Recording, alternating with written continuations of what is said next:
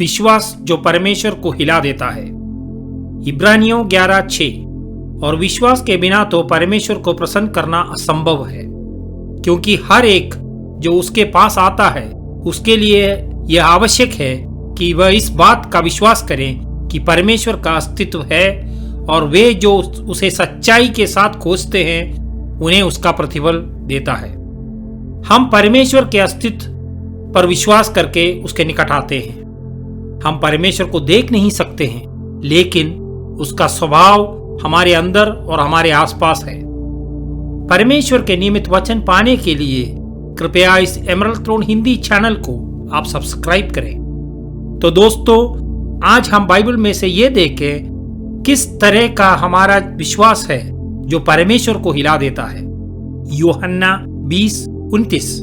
यीशु ने उससे कहा, तूने मुझे देखकर मुझ में विश्वास किया है, किंतु धन्य वे है जो बिना देखे विश्वास करते हैं। यहाँ यीशु हमारी वर्तमान पीढ़ी के बारे में बात कर रहे थे।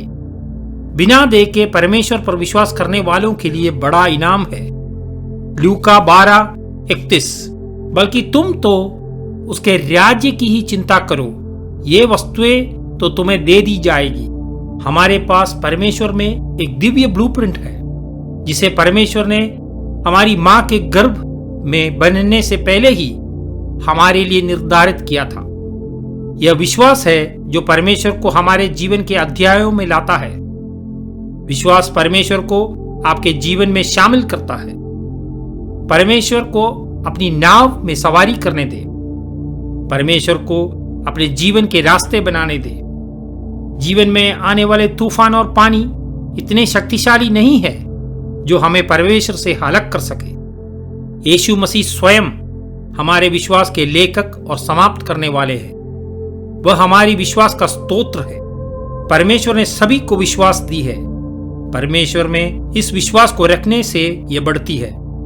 यह विश्वास निराश नहीं करती है, क्योंकि इसे ब्रह्मांड के गुरु में रखा गया है। शाश्वत निर्माता अब्राहम को बाइबल में विश्वास के पिता के रूप में श्रेय दिया गया है। यहूदी अध्याय 11 में अब्राहम का जिक्र विश्वास हॉल ऑफ फेम में किया गया है। उसने ऐसा क्या किया था जिससे परमेश्वर प्रसन्न हो गए।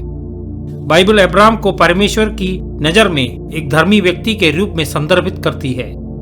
किस बात ने अब्राहम को अन्य लोगों से अलग किया? उत्पत्ति 15:6। अब्राहम ने परमेश्वर पर विश्वास किया और परमेश्वर ने उसके विश्वास को एक अच्छा काम माना। परमेश्वर द्वारा उसके नाम बदलने से पहले ही अब्राहम को धर्मी व्यक्ति के रूप में घोषित किया गया था। यह अब्राहम का विश्वास था जिसने परमेश्वर को प्रसन्न किया। रोमियो 4:18-20। सभी मानवीय आशाओं के विरुद्ध अपने मन के आशा सजाए हुए अब्राहम ने उसमें विश्वास किया।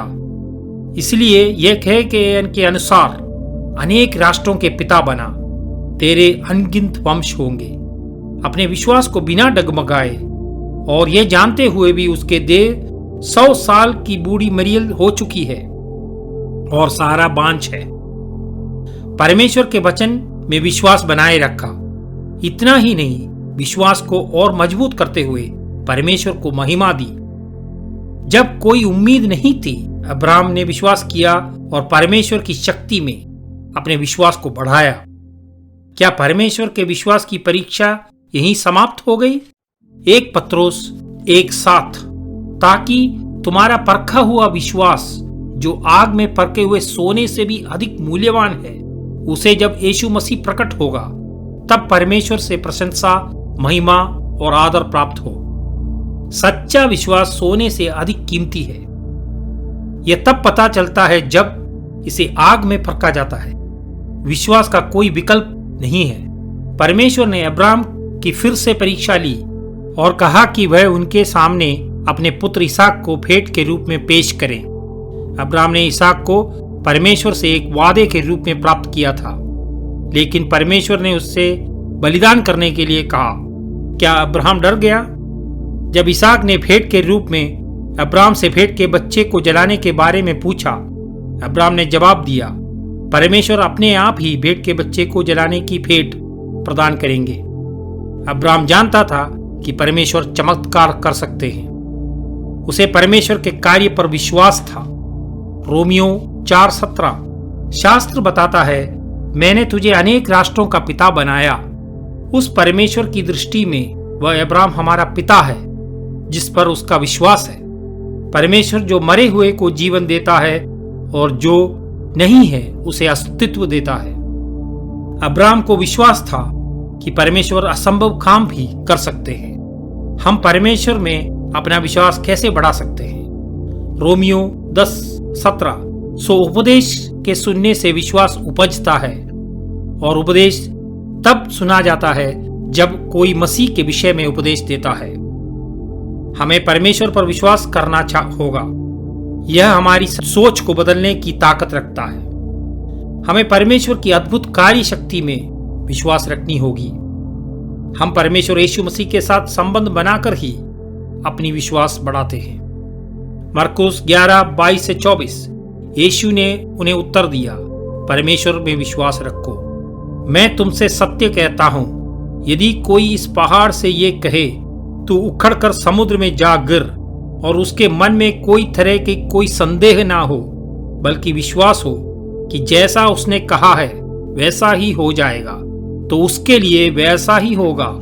इसलिए मैं तुम्हें बताता हूं कि तुम प्रार्थना में जो कुछ मांगोगे, विश्वास करो वह तुम्हें मिल गया है, वह तुम्हारा हो गया है। यह वो विश्वास है जो पहाड़ों को भी हिला देती है। हमारे अंदर विश्वास पहले से ही मौजूद है, हमें बस उसे सक्रिय करना है। इसका जवाब सरल है, असलियत में होने के लिए विश्वास करें कि ऐसा होगा। इसके बीच में अपनी सोच को ना लाएं, परमेश्वर के शब्दों को सुने और उस पर अमल करें। इसे अपने जीवन में बोले। परमेश्वर के शब्द आपके जीवन को बदलने की ताकत रखते हैं। 2 कुरिन्थियों 1:20 क्योंकि परमेश्वर ने जो अनंत प्रतिज्ञाएं की है वे यीशु में सबके लिए हाँ बन जाती है। इसलिए हम उनके द्वारा भी जो आमीन कहते हैं वह परमेश्वर की महिमा के लिए होता है। बाइबल में किए गए सभी वादे विश्वास से उन लोगों के लिए सुलभ है जो सच में विश्वास करते हैं। हम इस दुनिया में अनेकों दौर से गुजर रहे हैं। केवल विश्वास के जरिए ही हम इस परीक्षा के समय में गुजर सकते हैं। हमें एक अच्छा भविष्य देने के लिए हमें परमेश्वर के वादे को थामे रहना होगा। परमेश्वर हमारे साथ संबंध बनाना चाहता है।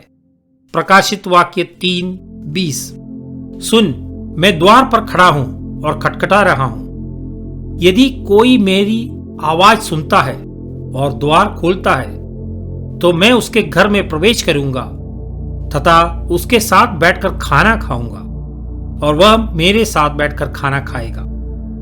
लेकिन हमारे पास उन्हें स्वीकार या अस्वीकार करने का फैसला है। परमेश्वर हमारे जीवन में जबरदस्ती प्रवेश नहीं करते हैं। जब परमेश्वर ने आदम को बनाया तो उन्होंने उससे पृथ्वी पर अपना प्रभुत्व बनाए रखने के लिए कहा था। यह अधिकार हमें आध्यात्मिक रूप से तब दिया जाता है जब हमें परमेश्वर पर विश्वास होता है। आप पर अपने सांस्कारिक और आध्यात्मिक जीवन में आगे बढ़ने के लिए परमेश्वर की अलौकिक कृपा है। परमेश्वर आपके जीवन के हर पहलू की परवाह करते हैं। लूका 12:7 और देखो तुम्हारे सिर के एक एक बाल तक गिना हुआ है। डरो मत, तुम तो बहुत सी चिड़ियाओं से कहीं अधिक मूल्यवान हो। ऐसा कुछ भी नहीं है जो परमेश्वर आपके बारे में नहीं जानते हैं। परमेश्वर आपकी परवाह करते हैं। आप कौन सा विकल्प चुनेंगे? उनकी योजनाओं के योग्य जीवन जिए। मृत्यु के बाद हमें यह कहने के काबिल होना चाहिए कि मैंने विश्वास की अच्छी लड़ाई लड़ी और मैंने अपना मकसद पूरा किया।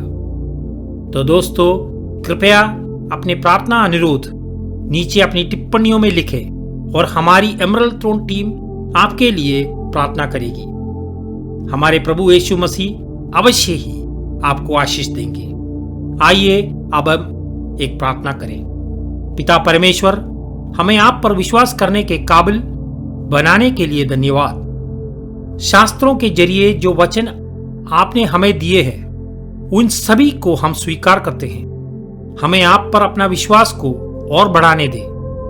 हम आपकी योजनाओं के अनुसार जीवन जीना चाहते हैं। हम जानते हैं कि आपकी सभी योजनाएं हमारे लिए अच्छी है। हमें आशीर्वाद देने और हमारे साथ रहने के लिए आपका शुक्रिया। आपने कहा, मैं आपको कभी नहीं छोड़ूंगा और आपको कभी नहीं त्यागूंगा। आपका शुक्रिया परमेश्वर।